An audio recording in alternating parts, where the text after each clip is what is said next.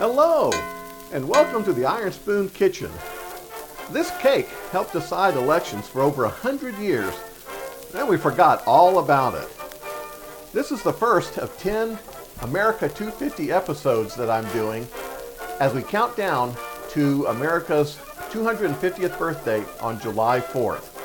I'm going to be doing different episodes from the different centuries of our country. Starting out with the 18th century, then the 19th century with the centennial, and then to the 20th century with the bicentennial. And I was around for the bicentennial, and it was a wonderful event. So let's see if this cake earns our vote today. Now it's time to put everything together to make that beautiful election day cake. Come over here a little bit closer so I can show you all the flavoring ingredients that we have. We have our apple brandy, chopped dates, currants, and frozen cranberries. I didn't have fresh ones. And then we have salt, cinnamon, and cloves. And finally, some fresh ground nutmeg. Hey, we're going to first focus on those fruits so that we can soak it in our brandy. And the first thing I'm going to do is I'm going to take these cranberries, which are frozen, still frozen, and because I couldn't get fresh ones right now, but cranberries would have been something that was added to the different dishes and things like that, and breads and desserts back then. And we're going to add the currants also. So I'm going to soak those first, but we're going to soak in a couple of things. We have this 100 proof apple brandy. I know what you're thinking, 100 proof? Why do you need that? I said, well, the 100 proof would be almost exactly what would have been had in the 1700s. And this is Laird's, and it says that they've been around since, 1770, I believe, something like that, even the late 1600s. So we're going to use this, and because this would have been something that even George Washington would have had. In fact, I read that he had written to the company and asked for their recipe so that he could distill it himself. Now, we're going to make a sugar syrup to go with it too. I'm going to take a half cup of sugar and then a half cup or 1 gill, G-I-L-L, of water. And I'm going to put that on the stove, heat it up so it's all clear, and then I'm going to mix it together. And I'm going to let that sit with everything. In fact, let me go ahead and measure this off. I need another gill of the apple brandy. Ooh, that definitely smells like... Oh, yeah. Yeah, that's strong. But all that alcohol is going to cook off, I want you to know.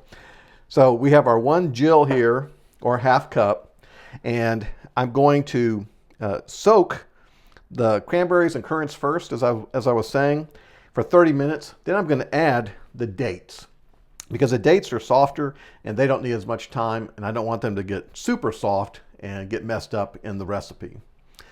Okay, so I'm going to get all this together, and I'll be back in just a flash.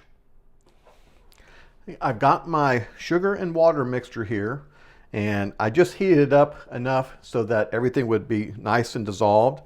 So I'm going to add that to the cranberries and the currants. And this is not particularly very hot, just enough to dissolve the sugar. And now I'm going to add our 1 gill of 100 proof apple brandy. Make sure I don't light a match around that. And let's see, let's mix that up a little bit. Let's set the timer. Okay, I'm going to give that 30 minutes to soak there, and then I'm going to add in the dates. So it'll soak for about an hour total. Hey, here's the recipe for the election cake. 30 quarts of flour. Let's see. Oh, check. Got that. 10 pounds of butter, 14 pounds of sugar, 12 pounds of raisins, 3 dozen eggs, 1 pint of wine, 1 quart of brandy, 4 ounces of cinnamon, let's see, what else? Allspice, all sorts of things in this. And of course, it doesn't tell you anything what to do. But one of the things you have to keep in mind is that it was actually a huge undertaking to do this, but they were baked in communal ovens. So this would be taken down and there'd be a big place in the town or village where people could take to bake bread. And they would make these huge cakes or breads for election day. And I'll still tell you a little bit more about that once we get all this mixed. So now we're going to get the flour, and the flour is in the larder, and so be prepared for the sound. I'm still not used to it. I always think something's going to come out of there and just land on me. It never does. It just always gets hung up. Okay. Got it. Huh. The iron spoon is in there. Let's close that. I was wondering where that was. Well, let's get our flour out. And JB was telling me that he had a special flour that he got together. And let's see what he has.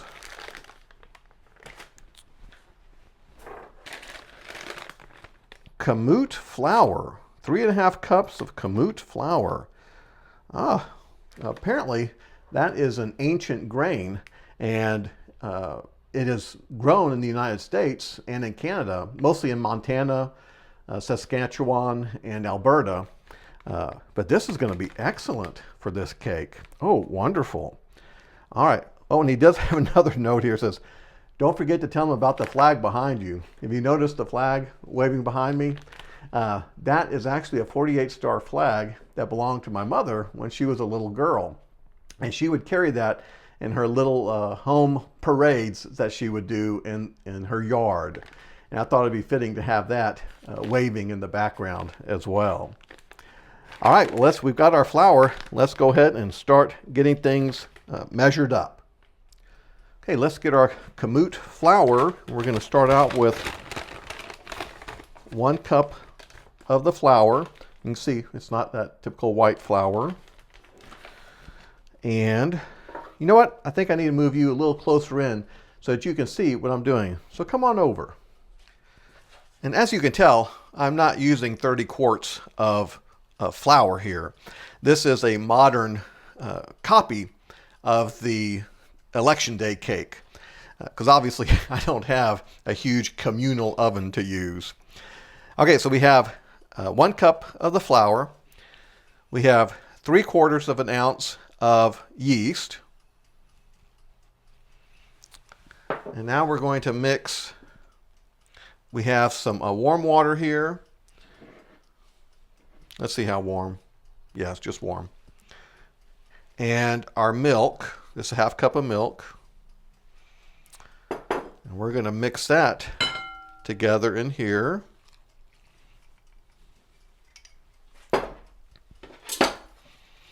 Give that a little stir.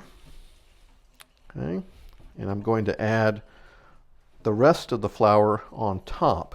And it says just to put it on top, not to mix it in, but that the yeast will start to rise over it or something like that. As with most recipes, this is the first time that I'm doing this. So let's add our rest of our kamut flour from Montana.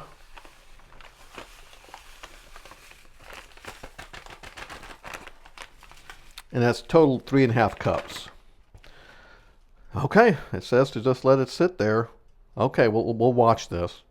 No, sorry, I will fast forward. We will move on. Now it's time to go ahead and cream together our remaining sugar, 1 cup of sugar, and our 1 stick of butter. And that's softened butter.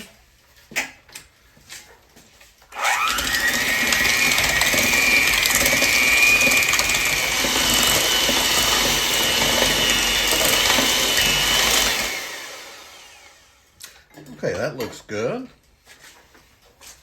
Now I'll add the eggs 1 at a time.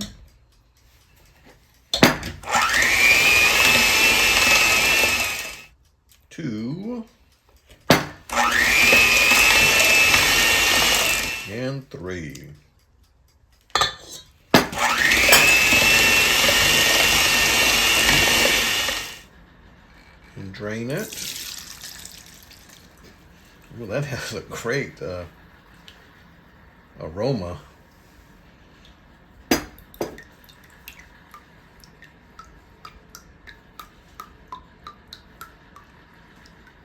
And I'm going to save that. Save this and all the liquid. Hey, now it's time to start mixing everything together. And here's my cinnamon, salt, and half teaspoon of cloves. And just as a reminder, make sure you stick that half teaspoon clove.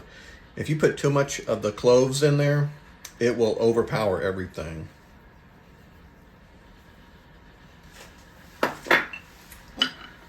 And this is our nutmeg, about a half teaspoon of nutmeg. And now our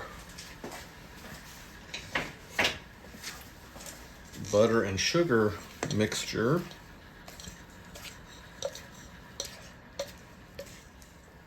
Okay, start mixing that together now.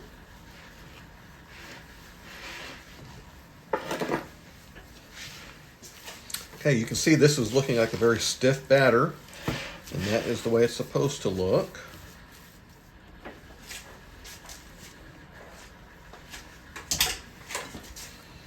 Fold that in.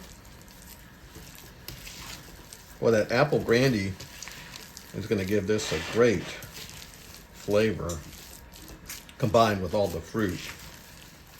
One of the things that's really interesting about the Election Day cake was that you have to keep in mind that back in the 1700s and the 1800s, that it was a long way for someone to go and vote. They had to go to, the men had to go to the town to vote. And so when they got there, they needed things to eat.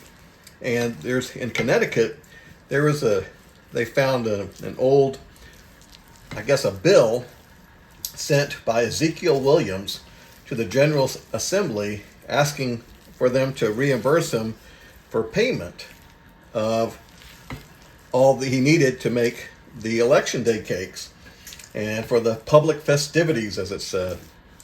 And the Fanny Farmer cookbook has it all the way until its 1911 cookbook. However, at that point, it had already run out of favor. And it pretty much stopped around just for the Civil War.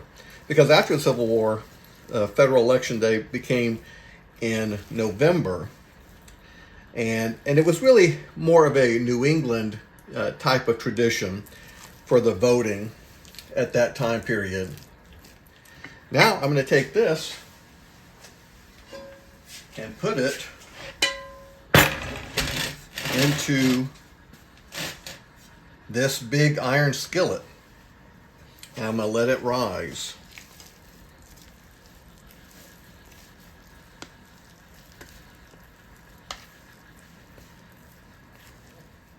I'm going to let it rise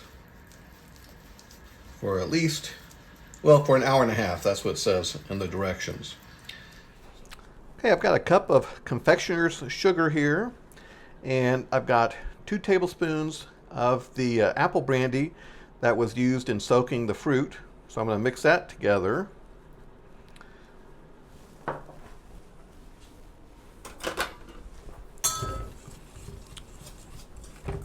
And we'll just make this little glaze here. Looks like it could use a little bit more.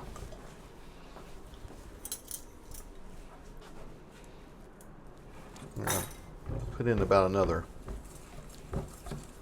teaspoon.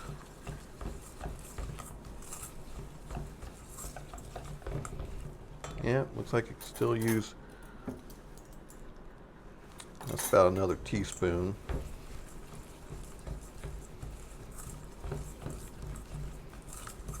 Okay, that should work out. Let's see. Oh yeah, that'll be perfect. Well, here we are. It's out of the oven. It only took about 25 minutes being in this 12-inch iron skillet. So I'm going to let that cool, and then we'll be seeing if it tastes any good or not. See if it's good enough for Election Day. Here is our election cake, but we aren't quite done. Need to add, this is an apple brandy glaze with the confectioner's sugar, and so I still need to add that to it. So let's get this on here. Okay, I think that's got it. And the inspiration for this was from Amelia Simmons' cookbook that she did originally in 1796. She had a couple of versions of it, and then a later version had this election cake in it. So let's take a bite or a cut and see what we have here.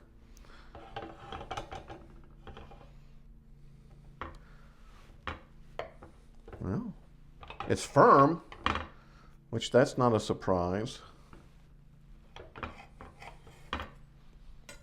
Okay, let's get this. Oh, that looks pretty good. I'll tell you what, I want you to be able to see this a little closer, so come see a little closer how it looks. Doesn't that look tasty? Boy, it sure does. Now it's time for me to get a real taste and see if we have a great Election Day cake. Let's see if this cake earns our vote.